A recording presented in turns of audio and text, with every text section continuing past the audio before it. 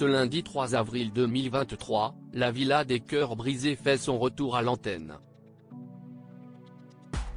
Pour cette 8e saison du programme de TFX, désormais sobrement rebaptisé La Villa, la production a misé sur de nouveaux candidats tous inconnus du grand public.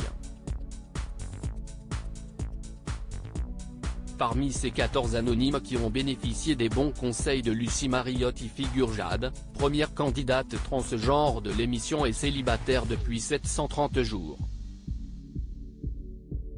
À cette occasion, la jeune femme, dont la problématique est « Je consomme mes relations amoureuses » a accordé une interview à Télé Loisirs, au cours de laquelle elle évoque sa transidentité. La Villa 8@TFX née il y a 25 ans dans une famille tolérante, Jade a expliqué avoir eu droit à une enfance heureuse, comme une petite fille dans un corps de garçon. « Si je voulais une poupée, j'en avais une », a-t-elle déclaré. Et de confier que c'est vers l'âge de la puberté qu'elle a commencé à souffrir de son genre, bien qu'elle affirme que c'est dès l'âge de 3 ans qu'elle avait compris qu'elle n'était pas un garçon. La transformation de son corps est alors vécue comme une douloureuse épreuve au quotidien. « La braguette de mon pantalon me rappelle que j'ai un pénis. S'est-elle souvenue ?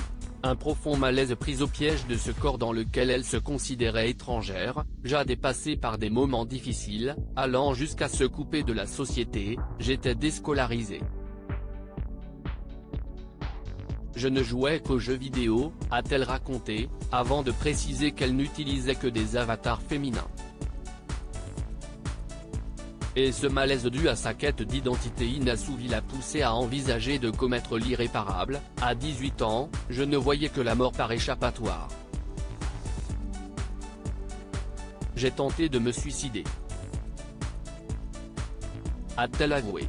Peu après ce geste de désespoir, et alors qu'elle était toujours au plus mal, Jade tombe par hasard sur la bande-annonce de The Danish Girl, réalisée par Tom Hooper. Le film revient sur l'histoire de la première femme transgenre à avoir subi une vaginoplastie.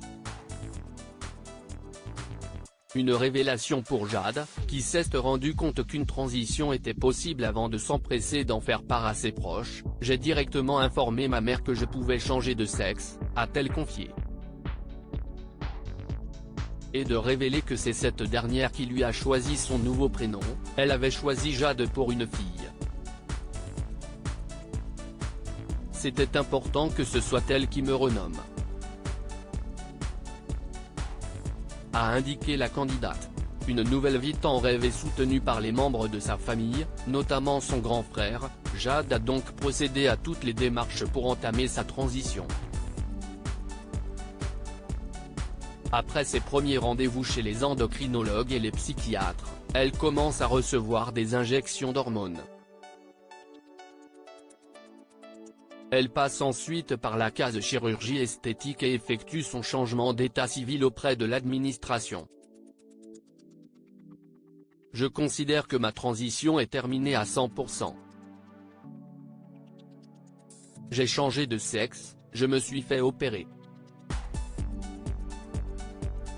J'ai un vagin, j'ai refait ma poitrine, mon visage.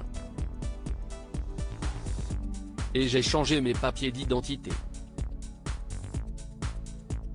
Aujourd'hui, il n'y a plus rien dans la société qui me rattache à une vie d'homme.